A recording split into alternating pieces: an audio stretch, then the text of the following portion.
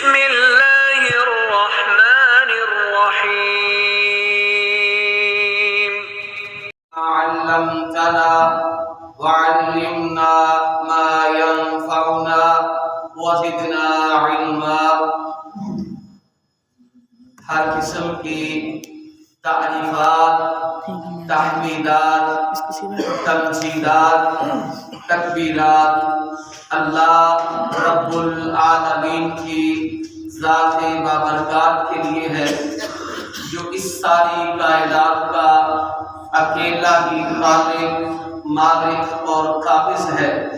درود و سلام امام الاولیاء، امام الصلحاء، امام الاتقیاء، امام الانبیاء جناب محمد رسول اللہ صلی اللہ علیہ وسلم کی ذات گرامی پر، جن کو اللہ نے میری، آپ کی، بلکہ ساری انسانیت کی رشد و ہدایت کے لیے سلسلہ رسالت و نبوت میں ختم نبوت و رسالت کا تاج پہنا کے مبعوث فرمایا۔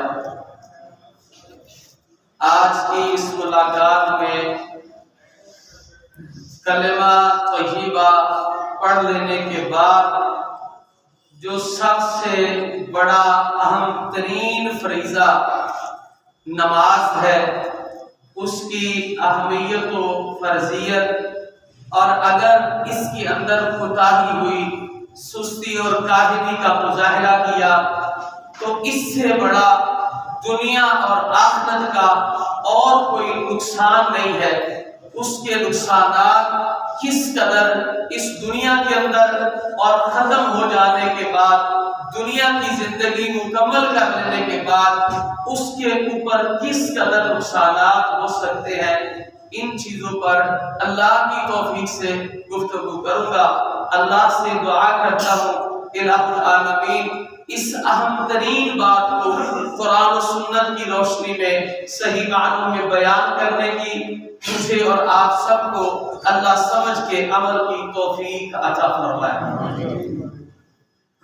میں نے عرض کی عقیدہ توحید، کلمہ شہادتین، کلمہ طیبہ کے بعد سب سے بڑا، سب سے اہم ترین فریضہ نماز ہے۔ اسی لیے اللہ رب الجلال والاکرام نے قرآن مجید فرقان حمید کے اندر اس بات کا تذکرہ کیا، حافظوا علی الصلوات، لوگوں نمازوں کی حفاظت کرو۔ اور نبی صلی اللہ علیہ وسلم اللہ نے آسمانوں میں بلایا سفر معراج پر، اور یہ تحفہ پیش کیا اور کہا یا محمد انہن خمس صلوات کل یوم و لیلہ لکل صلاة عصر فذلك 50 صلاة۔ الصحیح البخاری حدیث نمبر 7517۔ اے محمد صلی اللہ علیہ وسلم، انہن خمس صلوات، یہ 5 نمازیں ہیں جو آپ کو دی جا رہی ہیں، کل یوم و لیلہ، دن و رات کے اندر، ہر دن و رات کے اندر، لکل صلاة عصر، ہر نماز کے بدلے میں 10 کا اجر ہوگا، فذلك 50 صلاة، اور یہ 50 ہو جائیں گے۔ چونکہ میرا واقعہ معراج موضوع نہیں ہے، اس میں سے میں اس بات کو اس لیے بیان کر رہا ہوں کہ آپ دیکھیں اللہ رب الجلال والاکرام نے اقرأ بسم ربک الذی خلق سے لے کر اليوم اکملت لکم دینکم واکملت علیکم نعمتی ورضیت لکم الاسلام دینا، جتنے بھی احکام آئے، یا ایھا المدثر، یا ایھا المزمل سے لے کر اللہم بالرفیق الاعلی انک میت وانہم میتون، آپ کی زندگی کے آغاز سے لے کر، نبوت کے اعلان کے آغاز سے لے کر آخر تک جو پیغام آیا رسول اللہ صلی اللہ علیہ وسلم کے پاس آیا، لیکن آپ اس نماز کی اہمیت کو کس نظر سے دیکھتے ہیں کہ جس کو دینے کے لیے کائنات کے امام کو اللہ رب العالمین نے اپنے پاس آسمانوں پر بلایا اور پھر یہ تحفہ دیا۔ اس کی اہمیت و فردیت کو سمجھنا ہو تو کچھ عقلی دلائل بھی ہوتے ہیں، آپ اگر ان پر غور کریں، دیکھیں 7 دن ہفتے میں ہیں اور ان دنوں میں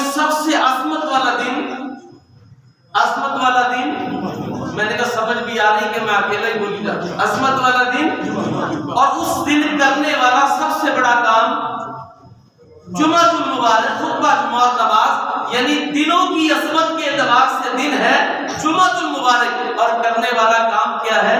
نماز اور خطبہ. یعنی نماز ہے. 12 مہینوں میں سب سے عظیم مہینہ رمضان المبارک. آمد ہے. سلف صالحین 6 ماہ پہلے ہی دعا شروع کر دیتے تھے، اللہ ہمیں یہ پھر سے نصیب فرمانا. ہم بھی دعا کرتے ہیں اللہ ہی مجھے اور آپ کو پھر سے اس کی برکتیں اور سعادتیں سمیٹنے کی توفیق عطا فرمائے. تو رمضان 12 مہینوں میں سردار ہے، اور اس کی جو سب سے بڑی عبادت ہے وہ دن کا روزہ اور رات کا. من قام رمضان ایمانا واحتسابا غفر له ما تقدم من ذنبه. جس نے ایمان کی حالت میں احتساب میں قیام کیا اللہ اس کے سارے گناہوں کو معاف کر دے گا. سردار مہینہ آیا تو کام کیا؟ نماز. ایک سال میں 2 خوشیاں ہیں. پہلی خوشی عید الفطر، دوسری خوشی عید الاضحیٰ. اور عید الفطر اور عید الاضحیٰ کے دن نئے کپڑے پہننا، خوشی کی لہریں، سارا کچھ کرنا، کھانے کھانا، ملن ساری. لیکن سب سے بڑا کام کیا ہے؟ نماز. یہ تو خوشیوں کی بات کر رہے تھے. اللہ کا قرآن اعلان کرتا ہے زندگی اتار چڑھاؤ، تلک الایام نداولها بین الناس. یہ تو دن بدل بدل کر آتے ہیں. اللہ اکبر. اگر پریشانی آ جائے، تکلیف آ جائے، دکھ آ جائے، نقصان ہو جائے تو قرآن پاک میں اللہ کیا کہتے ہیں؟ واستعینوا بالصبر والصلاۃ. پریشانی ہے تو اللہ سے مدد مانگو صبر کا مظاہرہ کر کے، اور رب کے سامنے سجدہ ریز ہو. دنیا کا اہتمام ہے، بندہ دنیا سے جا رہا ہے، الوداع کر رہے ہیں، تو مسلمان پر جو حق ہیں ان میں مسلمان کا آخری حق یہ ہے کہ اس کا کیا کیا جائے؟ تو نماز ہے. یہ عقل اس بات کی دلیل پیش کرتی ہے اگر دنوں کی بات ہو تو جمعہ نماز کی شکل میں، مہینوں کی بات ہو تو رات کے قیام کی شکل میں. اگر آپ ساری راتوں میں لیلۃ القدر کی عظمت کو جاننا چاہیں تو اس میں کرنے والا کام بھی قیام ہے. اگر آپ اشروں کے اعتبار سے فضیلت کو جاننا چاہیں تو آخری عشرے میں بھی رسول اللہ اپنی کمر کو کس لیا کرتے تھے. ہم حرمین میں تھے. اللہ آپ سب کو اس کی جو بہاریں وہ نصیب فرمائے، حج اور عمرہ کی سعادتیں نصیب فرمائے. ہم خطبہ سن رہے تھے، ائمہ حرم بیان کر رہے تھے. اس کا کیا مطلب ہے کہ رسول اللہ کمر کو کس لیتے تھے. فرمایا آپ کی 11 ازواج سے آخری عشرے میں اپنی ازواج مطہرات سے صحبت نہیں کیا کرتے تھے. کمر کے کس لینے کا یہ مطلب. اگر اصل عظمت والا ہے تو کام کیا ہے؟ نماز. اگر سالانہ خوشی ہے تو کام کیا ہے؟ نماز. پریشانی آ جائے تو نماز. اگر الوداع ہے تو نماز. اللہ رب العالمین نے یہ پیغام دیا ہے. یہ نماز کوئی معمولی چیز نہیں ہے. آپ اس کی فرضیت کا تذکرہ اگر قرآن پاک سے نبی صلی اللہ علیہ وسلم کے فرامین سے دیکھیں تو اللہ کے نبی جناب محمد الرسول اللہ صلی اللہ علیہ وسلم کے بڑے ہی پیارے صحابی حضرت علی المرتضی رضی اللہ عنہ اس بات کو بیان کرنے والے سنن ابن ماجہ کی حدیث نمبر 2698 میں اللہ کے رسول صلی اللہ علیہ وسلم دنیا سے رخصت ہو رہے ہیں، زندگی اور موت کی کشمکش میں ہیں. علی المرتضی رضی اللہ عنہ فرماتے ہیں کانا آخر کلام النبی صلی اللہ علیہ وسلم الصلاۃ وما ملکت ایمانکم.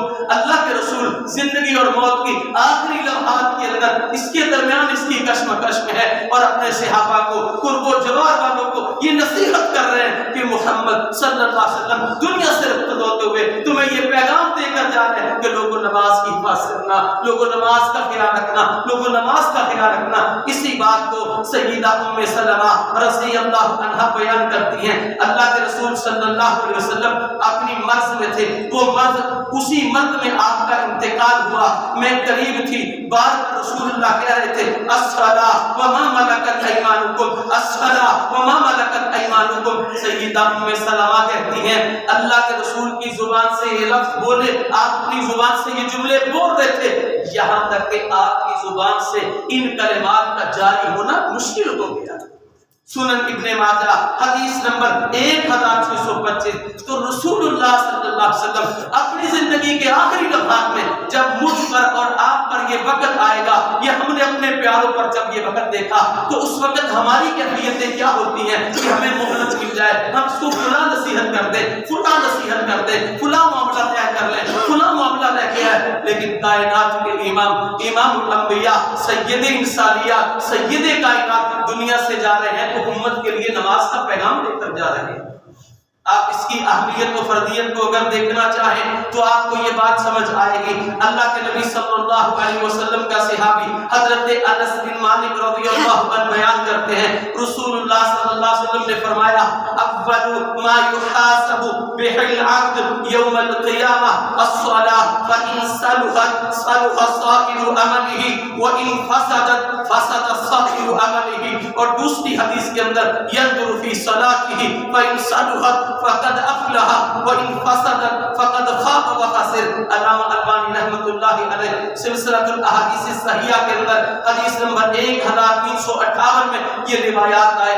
اللہ کے نبی فرماتے ہیں انسان دنیا سے چلا جائے گا، قیامت برپا ہوگی، اس کا حساب و کتاب شروع ہوگا تو اس کے حساب میں سب سے پہلی بات اس کی نماز کے متعلق ہوگی، صلحت صلح سائر عملہ۔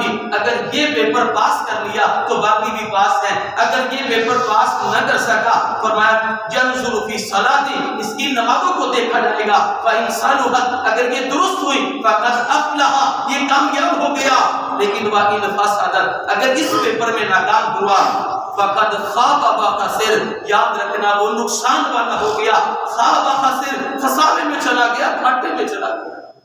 یہ نماز کی اہمیت و فردیت کی بات ہو رہی تھی۔ دیکھیے یہ عمل ایسا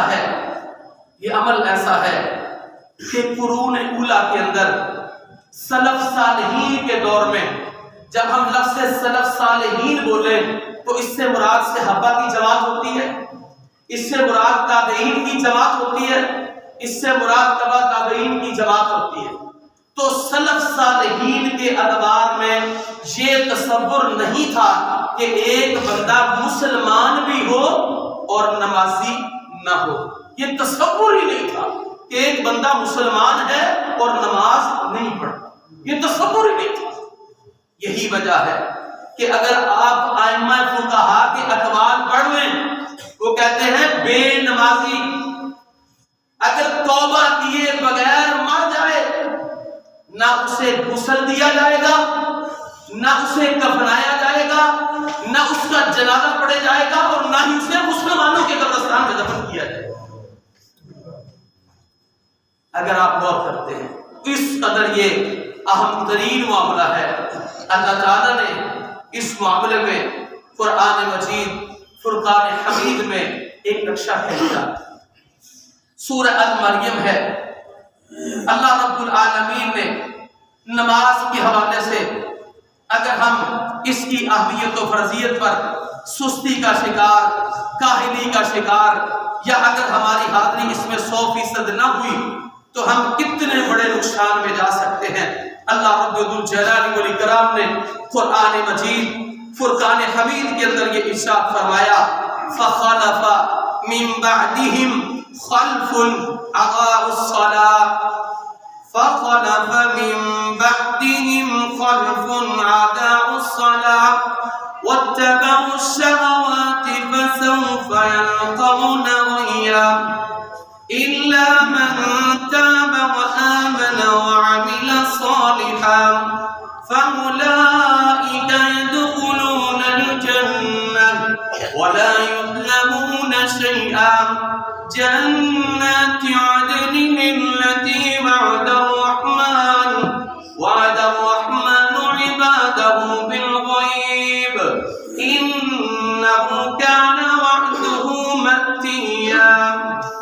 اللہ رب الجلال والاکرام فرماتے ہیں فخلف من بعدهم خلف، کچھ ایسے جانشین آئے، بعد والے کچھ ایسے آئے اور وہ ایسے بدترین، ایسے ناخلف ہوئے، اضاعوا الصلاۃ، انہوں نے نماز کو ضائع کر دیا۔ یہ نماز کو ضائع کر دینے کا مطلب کیا ہے؟ یا تو نماز پڑھتے ہی نہیں، یا پھر نماز پڑھتے ہیں لیکن اس کے اوقات کو ضائع کر دیتے ہیں. ظہر پڑھنی ہے، اچھا پڑھ لیں گے، چلو عصر سے پڑھ لیں گے. فجر پڑھنی ہے، سوئے رہے کوئی بات نہیں، خیر ہے، چلو ظہر سے جمع کر لیں گے. ایک درمیانی راستہ، جب اٹھے اسی وقت ہی وقت ہے، اس وقت پڑھ لیں گے. یہ مسائل کی بات نہیں کر رہا، مطلب یہ مسائل اپنی جگہ پر ہیں کہ ہم پڑھ سکتے ہیں کہ نہیں پڑھ سکتے. یہ تو شیخ سے آپ سنتے رہتے ہیں، ازبر ہے آپ، لیکن ہم اس انداز کی بات کر رہے ہیں جو ہمارے اندر اس وقت پہلے نصرت تھی، اب عادت بن چکی ہے. تو ضائع کرنے کا مطلب یہ ہے کہ جب جی چاہا اس وقت پڑھ لیا. ضائع کرنے کا مطلب اکٹھی کر لیں گے، کوئی بات نہیں ہے. ضائع کرنے کا مطلب ہے 2 پڑھ لی، 3 چھوڑ دی، چلو 4 پڑھ لی، 1 رہ گئی، 1 پڑھ لی، 4 چھوڑ دی. یہ سارے ہی ضائع کر دینے کے معنی ہے. نماز ہر دن و رات میں 5 پڑھیں اور وہ ان الصلاۃ کانت علی المؤمنین کتابا موقوتا، وقت مقررہ پر. تو اب اس نے نماز کو ضائع کر دیا. فرمایا واتبعوا الشہوات. بھئی ضائع کیوں کیا؟ مسلمان بھی ہے، ابا مسلمان، دادا مسلمان، برادری مسلمانوں کی، محلہ مسلمانوں کا، علاقہ مسلمانوں کا، ضائع کیوں کیا؟ واتبعوا الشہوات، کیونکہ وہ خواہشوں کے پیچھے چل پڑے تھے. یہ نہیں تھا کہ ماحول نہیں ہے، یہ بات نہیں تھی کہ نماز پڑھنے کی رخصت نہیں تھی، جگہ نہیں تھی. فرمایا وہ واتبعوا الشہوات، شہوات کے پیچھے چل گئے. فسوف یلقون غیا، ان قریب ہم ان کو غش کے اندر ڈالیں گے. غش سے مراد جہنم کی وادی کا نام ہے. فرمایا وہ جہنم کا ایندھن ہو. اب نمازیں ضائع ہو گئی، کرنا کیا ہوگا؟ فرمایا الا من تاب وآمن وعمل صالحا. ہاں نمازیں ضائع کر لی ہیں تو وہ ان کا ٹھکانہ غش، جہنم کی وادی کھاتے ہیں. اب ایک ہی راستہ ہے، توبہ کر لیں، توبہ کر لیں. میں ویسے اکثر یہ کہا کرتا ہوں، آپ اللہ کی رحمت پر قربان جائیں. اگر ان آیات کا نقشہ سامنے رکھے نا تو 2 آیتوں میں بات کی ہے کہ عمل کیا تھا اور سزا کیا ہے. لیکن رب غفور کی رحمت، ان رحمتی تغلب غضبی، کہ میری رحمت میرے غضب پر غالب ہے، اس کا مشاہدہ کرنا ہو تو اگلی 3 آیتوں میں اللہ نے رستہ بتا کے اس کا انعام بیان کیا ہے. سزا ایک حصے میں فسوف یلقون غیا، فسوف 1، یلقون 2، غیا 3 لفظوں میں سزا. لیکن انعام پر غور کریں. الا من تاب، مگر جس نے توبہ کر لی، وآمن، اور ایمان لے آیا، وعمل صالحا، اور نیک اعمال کیے، فاولئک یدخلون الجنہ، تو یہی وہ لوگ ہیں ہم انہیں جنت میں داخل کریں گے. ولا یظلمون شیئا، اور ذرہ برابر بھی ظلم نہیں کیا جائے گا، کچھ بھی ظلم نہیں کیا جائے گا.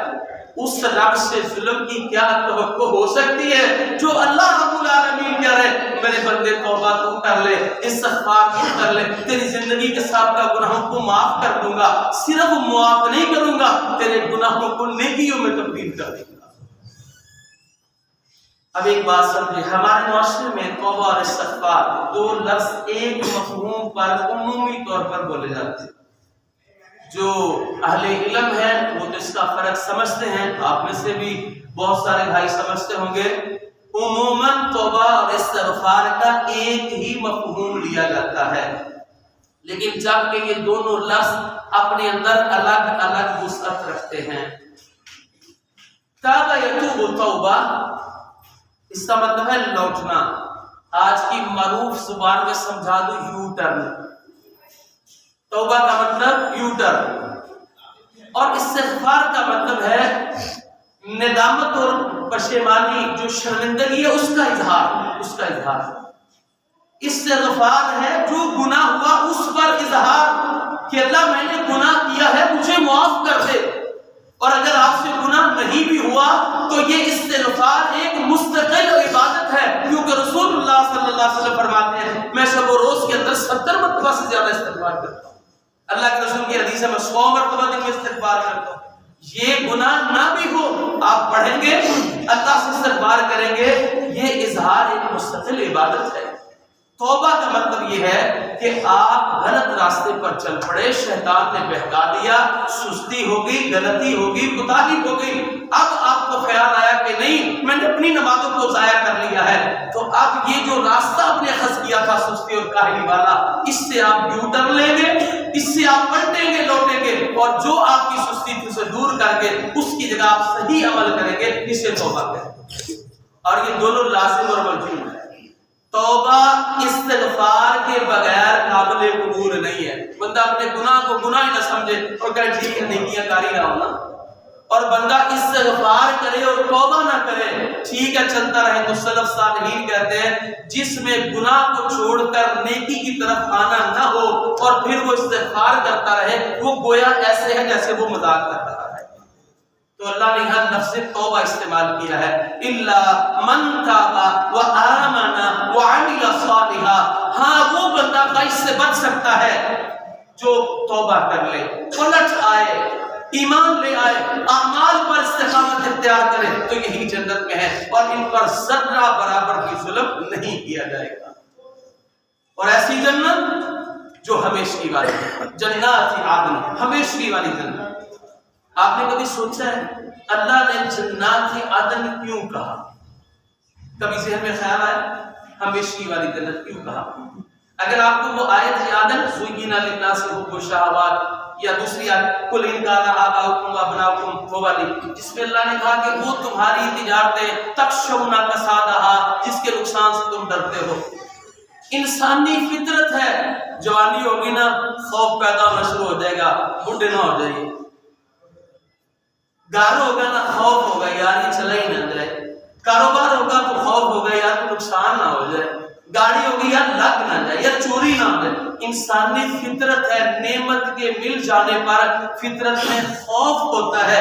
اللہ رب العالمین کہتے ہیں میرے باغات ایسے ہوں گے جس میں تمہاری یہ فطرتی پریشانی ختم ہو جائے گی، فرمایا وہ تمہارے لیے ہمیشہ ہمیشہ رہنے والے ہیں۔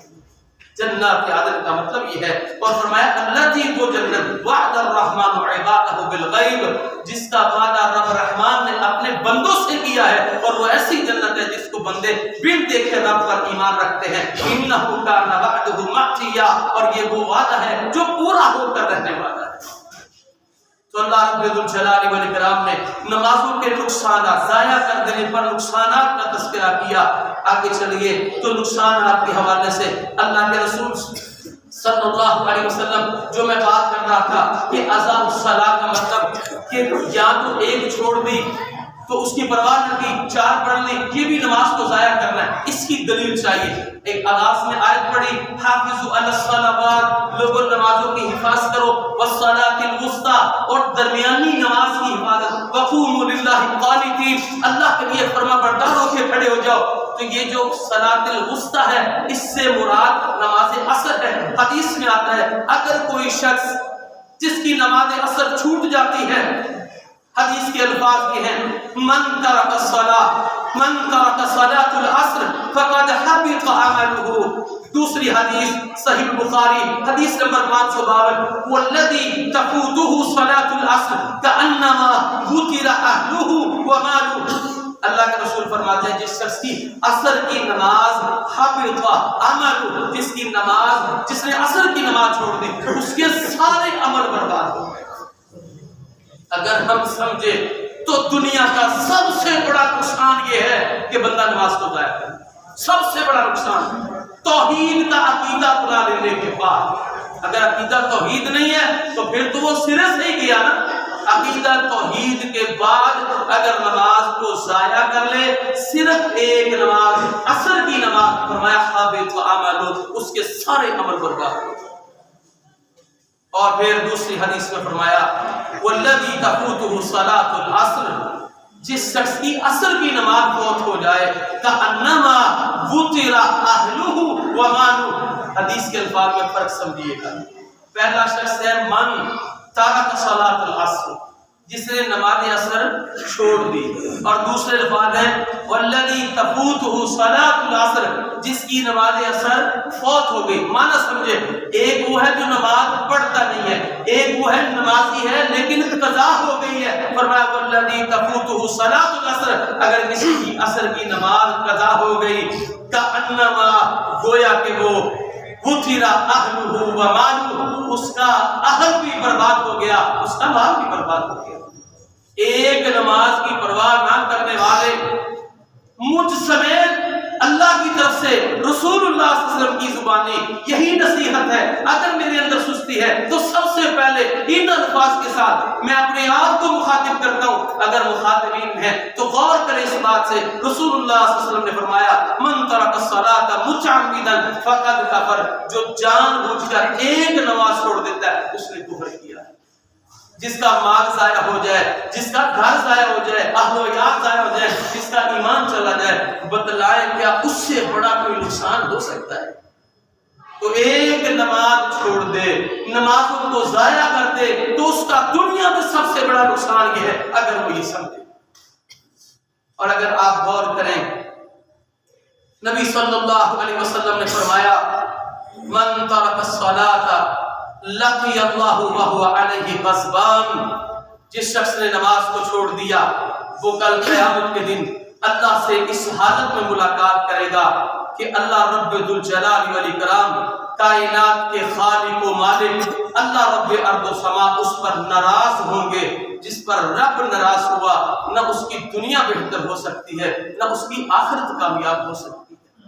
اور ایک اور بڑی سزا کا تذکرہ اللہ نے سورۃ القلم کے اندر فرمایا، اللہ سے دعا کیا کریں اللہ اگر ہم نمازوں کی حفاظت کرنے والے ہیں تو آخری سانس تک ہمیں استقامت عطا فرما، اور اگر ہمارے اندر سستی اور کاہلی ہے اللہ ہمیں توفیق دے ہم اپنی اصلاح کر سکیں۔ اللہ قرآن مجید فرقان حمید کے اندر سورۃ القلم میں ارشاد فرماتے ہیں، اللہ حکم الحاکمین نے آخرت کا نقشہ کھینچا اور آخرت کا نقشہ کھینچتے ہوئے یہ ارشاد فرمایا کہ لوگوں کل قیامت کا دن ہوگا، یوم یکشف عن ساق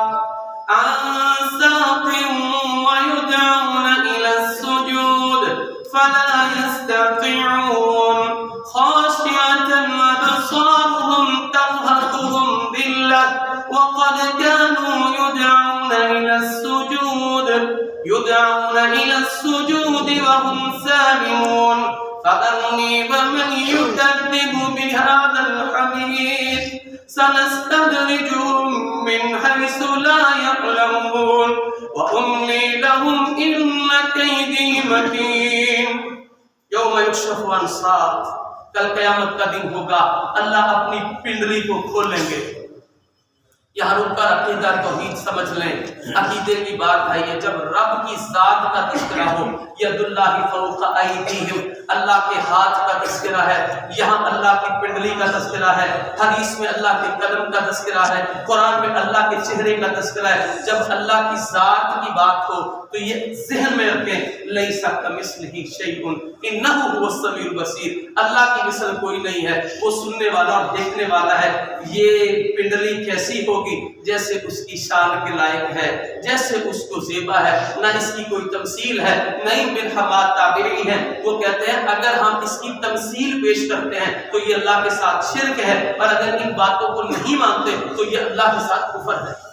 اللہ اپنی پنڈلی کو کھولیں گے جیسے اس کی شان کے لائق ہے، فرمایا اس وقت حالت یہ ہوگی وَيُدْعَوْنَ إِلَى السُّجُودِ، لوگوں کو سجدے کی طرف بلایا جائے گا، یعنی سارے لوگ سجدے میں گر پڑیں گے۔ فَلَا يَسْتَطِيعُونَ، یہ بعض وقت جو دنیا میں نمازوں کو ضائع کرتا تھا یہ جھکنا چاہے گا لیکن اس کی کمر تخت کی طرح اکڑ جائے گی، اس کو سجدے سے محروم کر دیا جائے گا۔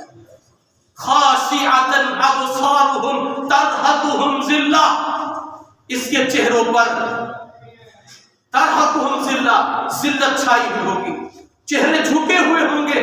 وَقَدْ كَانُوا يُدْعَوْنَ إِلَى السُّجُودِ، حالانکہ یہ دنیا میں سجدے کی طرف بلائے جاتے تھے، وَهُمْ سَالِمُونَ، اس وقت یہ صحیح سلامت ہے۔ آج قیامت کے دن سجدے کی توفیق چھین لی جائے گی اور اللہ اعلان کر دیں گے فَذَرْنِي، چھوڑ دیجئے مجھے، وَمَن يُكَذِّبُ بِهَذَا الْحَدِيثِ، اور اس قرآن کو جھٹلانے والوں کو سَنَسْتَدْرِجُهُمْ مِنْ حَيْثُ لَا يَعْلَمُونَ، ہم وہاں سے ان کو ٹھوکریں گے، وہاں سے ان کو لگائیں گے جہاں سے ان کو یہ نہیں جانتے ہوں گے، ابھی ہم نے ان کو مہلت دے رکھی ہے۔ اس سے بڑھ کر نقصان کیا ہو سکتا ہے؟ اللہ کے رسول صلی اللہ علیہ وسلم آپ کی عادت مبارکہ تھی کہ آپ فجر کی نماز کے بعد صحابہ کرام سے سوال کیا کرتے تھے۔ آپ میں سے کسی نے کوئی خواب تو نہیں دیکھا؟ آپ کا سوال یہ ہوتا تھا۔ اگر کوئی ساتھی کہتا کہ جی خواب آئے تو رسول اللہ اس کی تعبیر بیان کرتے، دعا کیا کرے۔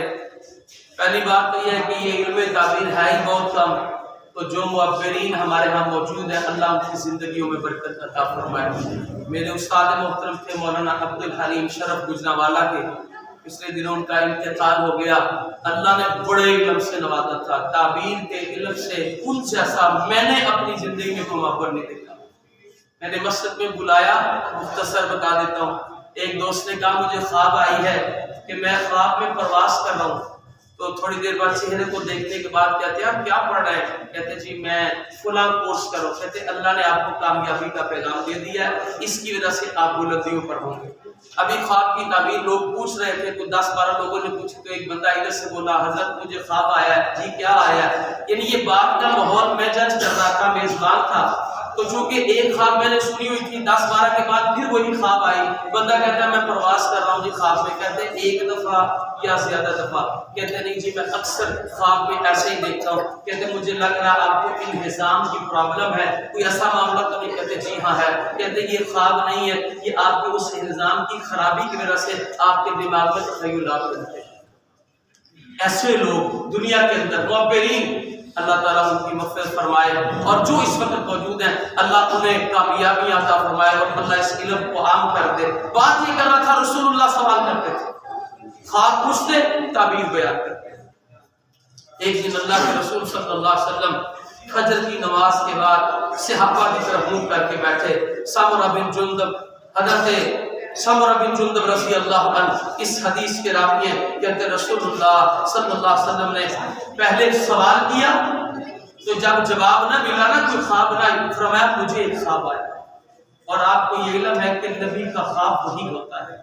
رسول اللہ صلی اللہ علیہ وسلم نے فرمایا میں خواب میں کیا دیکھتا ہوں کہ ایک زمین پر بندے کو چت لٹایا ہوا ہے، اور اس کے اوپر ایک بندہ کھڑا ہے جس کے ہاتھ میں بہت بڑا پتھر ہے، اور وہ پتھر اس کے سر پر مارتا ہے۔ اس کے پتھر لگنے کی وجہ سے اس کا سر کچل دیا جاتا ہے، وہ پتھر لڑک کر دور چلا جاتا ہے، وہ مارنے والا بندہ اس پتھر کے پیچھے جاتا ہے۔ میں کیا دیکھتا ہوں، وہ پتھر اٹھا کے واپس آتا ہے، یہ جس کا سر کچلا گیا تھا یہ صحیح ہو جاتا ہے، یہ پھر اس کے سر پر مارتا ہے، سر پھر کچل جاتا ہے اور لڑک جاتا ہے پتھر دور، یہ بندہ پتھر پکڑنے جاتا ہے، واپس آتا ہے، سر صحیح ہو جاتا ہے۔ مسلسل اس کو اذیت دینے والا یہی اذیت دے رہا ہے، اور جس کو اذیت ہو رہی ہے مسلسل اسی تکلیف سے دوچار ہے۔ صحابہ چونک گئے، پوچھا اللہ کے رسول اس خواب میں پیغام کیا ہے؟ فرمایا یہ اس بندے کا عذاب ہے، یہ اس بندے کی حالت ہے، یہ اس بندے کی کیفیت ہے۔ وَيُنَامُ عَنِ الصَّلَاةِ الْمَكْتُوبَةِ، جو فرض نماز ہو رہی ہوتی تھی اور وہ مزے کی نیند سویا ہوتا تھا۔ سوچئے ذرا سوچئے، آج میری کتنی نمازیں، اللہ اکبر کبیرہ، آج میری کتنی نمازیں میری نیند کی وجہ سے چلی گئی ہیں۔ اور ابھی بھی میں علماء سے گنجائش لیتا ہوں، حضرت بس آنکھ نہیں کھلی، جب اٹھوں تو پڑھ لیا کرو، تو پھر الارم بھی 8 بجے کا لگاتا ہے، کوئی بات نہیں، اس وقت اٹھنا تو ہے ہی، نیند پوری کر کے پھر پڑھ لوں گا۔ اور اللہ سے دعا کیا کرے، اللہ یہ وہ باتیں ہیں جب آپ حدیث سے مبارکہ پڑھتے ہیں، ہم نے رسول اللہ کو تو دیکھا نہیں ہے صلی اللہ علیہ وسلم، لیکن جب ان کے الفاظ اپنی زبان سے دہراتے ہیں تو سمجھا کریں کائنات کے امام الانبیاء صلی اللہ علیہ وسلم کی یہ الفاظ ہیں، ہمیں خطاب کیا جا رہا ہے، قیامت تک آنے والے لوگوں کو جھنجھوڑا جا رہا ہے۔ میری آپ سے آخری گزارش یہ ہے کہ اگر ہم اس معاملے کی سستی کو دور نہ کر سکے تو پتہ ہے ہم اکثر دعا کرتے ہیں، یا اللہ ہمیں نبی پاک کا ساتھ نصیب فرما، کہتے ہیں نا جی، آپ کو بھی چاہیے تو یقیناً دعا کرتے ہیں اللہ ہمیں کل قیامت کے دن رسول اللہ کا ساتھ نصیب۔ ہم دعا کرتے ہیں اللہ ان کی ہمیں شفاعت عطا فرما، ہم دعا کرتے ہیں اللہ ان کے ہاتھوں سے ہمیں جامع کوثر نصیب فرما، اللہ انہوں نے جنت کا دروازہ کھلوانا ہے ہے اللہ ان کے ساتھ ہمیں جنت کا داخلہ نصیب فرما. ہم دعا کرتے ہیں اللہ جیسے تو اپنی رضا دے گا ورضوان من اللہ اکبر. اللہ تیری رضا مندی بڑی چیز ہے, اللہ ہمیں محبوب پیغمبر کی رضا نصیب فرما. تو آپ سوچیں اگر ہم نماز کو ضائع کرتے رہے اور ہماری خواہشیں یہ ہوئی تو پھر ہمیں رسول اللہ کا ساتھ نہیں ملنے والا. حدیث کے الفاظ غور کر لیجیے گا, رسول اللہ صلی اللہ علیہ وسلم کی حدیث ہے وَمَن لَّمْ يُحَافِظْ عَلَيْهَا لَمْ تَكُن لَّهُ نُورٌ وَلَا بُرْهَانٌ وَلَا نَجَاةٌ وَيَأْتِي يَوْمَ الْقِيَامَةِ مَعَ قَارُونَ وَفِرْعَوْنَ وَهَامَانَ وَأُبَيَّ بْنَ خَلْف. فرمایا جس شخص نے اپنی نمازوں کی حفاظت نہ کی کل قیامت کے دن اس کا چہرہ نور نہیں ہوگا, اس کے لیے کوئی دلیل نہیں ہوگی, اس کے لیے کوئی نجات نہیں ہوگی. ہاں وہ قیامت کے دن آئے گا مع قارون, اللہ کا سب سے بڑا باغی خزانوں والا قارون اس کے ساتھ ہوگا, جو اپنے آپ کو رب کہتا تھا فرعون اس کے ساتھ ہوگا, اس کا جو وزیر حامان اس کے ساتھ ہوگا. وَأُبَيَّ بْنُ خَلْف, اور ابی بن خلف جو رسول اللہ کا بڑا دشمن تھا, جس نے یہ قسم اٹھا رکھی تھی کہ میں اپنے ہاتھ سے رسول اللہ کو نعوذ باللہ قتل کروں گا. اس نے اس نیت سے گھوڑا پار رکھا تھا, میدان احد میں پوری کوشش میں تھا. اللہ کہتے ہیں اگر نمازوں کی حفاظت ٹھیک نہ ہوئی, اس حالت میں آئے تو میں اپنے محبوب کا ساتھ نہیں دوں گا, بلکہ جو میرے بڑے بڑے باغی اور مجرم ہیں میں تمہیں ان کے ساتھ کھڑا کروں گا. تو آئیے غور کیجئے, یقین جانے بسا اوقات ہم سے سوال ہوتا ہے کہ مولوی صاحب نماز کا درس نمازیوں کو دیتے ہیں, نماز کا درس نمازیوں کو, وہ تو نماز پڑھتے ہیں, آپ کو تو چاہیے یہ بات بے نمازیوں کو بتلائے. تو مجھے حافظ محمد اسماعیل خطیب رحمۃ اللہ علیہ یاد آ گئے. وہ کہا کرتے تھے عالم کی ذمہ داری یہ ہے جو مسجد میں نمازی آئیں ان کی نمازوں کی حفاظت کا انہیں سبق دیں, اور جو نمازی نہیں آتے ان کی وساطت سے اور خود بھی دوسروں کو نماز کی دعوت دیں. نمازیوں کے نماز کی حفاظت بھی علماء کی ذمہ داری ہے کہ انہیں اس سے روشنا کیا جائے, اور جو نہیں آتے ان تک بھی پیغام پہنچایا جائے. یہ ہوگا کیسے, یہ ممکن کیسے ہے؟ ایک اصول ہے شریعت میں بیان کیا گیا, بڑا معروف ہے, اسکول کالج میں بھی بتایا جاتا ہے, اکثر ہم بچوں کو بھی یاد کرواتے ہیں. رسول اللہ صلی اللہ علیہ وسلم کا ایک اصول یاد رکھیں, یہ کیسے ہوگا. باپ نے 40 سال نماز نہیں پڑھی, 50 سال نماز نہیں پڑھی, اب وہ مسجد میں آنا شروع ہو گیا, داڑھی رکھ لی, وہ بچوں کو کہتا ہے بیٹا نماز پڑھو, کہتا ابا جی پڑھ لیں گے. وہ تھوڑا سا زیادہ کہتا اپنی موجی زندگی سانو ان کرن نہیں دیتے. ماں گھر میں کہتی نماز پڑھو, وہ کہتی اچھا پڑھ لیں گے. وہ نماز کا کہتے غصہ کرتے, وجہ کیا ہے کہ ماں باپ نماز نہیں پڑھتے تھے, اب سمجھ آ گئی ہے. ایک اصول یاد رکھیے, واللہ کچھ کام ہم اپنی اولاد کے لیے کرتے ہیں, ہماری ضرورت نہیں ہوتی, اور آپ اگر جمع کر کے شمار کر کے لکھیں تو 20 کام اپنی اولاد کے لیے, گھر والوں کے لیے ہوتے ہیں, اپنی ذات کے لیے نہیں ہوتے. یہ کام اپنی آخرت کے لیے کر لیں, اپنی اولاد کے لیے, جو صدقہ جاریہ ہے. جب ہم قبر میں چلے جائیں گے اور وہ ہمارے لیے بہترین صدقہ جاریہ ہوں گے. اور اللہ سے دعا بھی کیا کریں, الہ العالمین دنیا کی سب سے بڑی دولت ایمان ہے, ایمان کی دولت کے بعد دنیاوی دولتوں میں اولاد ہے. اللہ تو نے دی ہے. ابھی یہ فلما بلغ معہ السعی, ابراہیم علیہ السلام کی سنت کو یاد کیا کریں. ابھی یہ بھاگ دوڑ کی عمر کو آئے ہیں, اللہ ہم نے تیری توفیق سے ان کو مصلی پہ کھڑا کر دیا ہے, ان کو قرآن کا حافظ بنا دیا, اللہ قبول بھی کر لے. یہ دعا کیا کریں, اور اپنی اولاد سے سب سے بڑی جو توقع رکھا کریں, بڑی بڑی توقعات میں, اس میں سب سے بڑی توقع یہ ہونی چاہیے اللہ اس کو دین کا اتنا شعور دے, جب میں جنازے کی چارپائی پر ہوں تو جنازہ پڑھانے والا میرا بیٹا ہو. اللہ سے یہ دعا کیا کریں اور کوشش کیا کریں.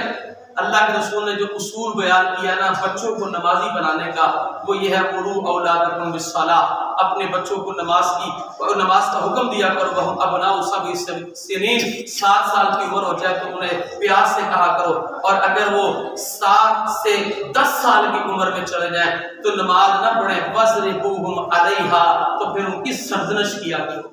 دیکھیں انسان سورتے سورتے سور جاتا ہے اور بگڑتے بگڑتے بگڑ جاتا ہے. اگر کہیں ایسا ماحول ہے کہ آپ نمازی نہیں تھے, بچے پروان چڑھ چکے ہیں, اب ان کو بات سمجھ نہیں آ رہی, تو ان پر حکمت و تدبر کے ساتھ ادعو الی سبیل ربک بالحکمت والموعظۃ الحسنہ کا مصداق بن کے ان کو سمجھایا کریں, اور یہ سمجھانا کبھی نہ چھوڑیں. چاہے آپ کی زندگی ختم ہو جائے لیکن آپ اپنی دعوت کا میدان نہ چھوڑے، انشاءاللہ یہ دعوت ان پر اثر کرے۔ اور یہی اصول ہے کہ آپ چھوٹی عمر سے اگر نمازوں میں سستی ہے تو اپنی سستی دور کریں، بچوں کی تربیت کریں، انشاءاللہ یہ ہمارے لیے صدقہ جاریہ ہے، انشاءاللہ یہ ہمارے لیے نجات کا ذریعہ ہوں گے۔ میں اللہ سے دعا کرتا ہوں الہ العالمین، آج اس ملاقات میں ہم نے نماز کی اہمیت پر بات کی، نماز کی فرضیت پر بات کی، اور سب سے زیادہ ہمارا مرکزی نقطہ جو تھا وہ مقصد کہ نمازوں کو ضائع کرنے کے نقصانات ہمارے دنیا میں بھی ہیں، ہمارے آخرت میں بھی ہیں، ہمارے مال کو بھی ہیں، ہمارے اہل و عیال کو بھی ہیں، ہمارے ایمان کو بھی ہیں۔ تو خدا را ان نقصانات سے ہم بچ جائیں۔ یقیناً جو میں نے بیان کیا ہے میرا کوئی کمال نہیں ہے، یہ میرے رب کی توفیق ہے۔ اگر کوئی بیان میں کوتاہی ہے وہ مجھ گناہگار کی طرف سے ہے یا شیطانی وسوسہ ہے۔ اللہ ہماری علمی کمیوں کو پورا کر لے، اللہ ہماری علمی کمیوں کو پورا کر دے، عملاً کوتاہیوں سے درگزر فرما لے۔ الہ العالمین جتنا علم دیا اس سے زیادہ عمل کی توفیق عطا فرما دے۔ یا رب العالمین جیسے ظاہر میں بڑے خوبصورت نظر آتے ہیں، بڑی اچھی ہماری پہچان ہے، اللہ ہماری تنہائیاں، ہماری علیحدگیاں، ہمارا باطن اس سے زیادہ خوبصورت کر دے۔ سبحان ربک رب العزت عما یصفون وسلام علی المرسلین والحمد للہ رب العالمین۔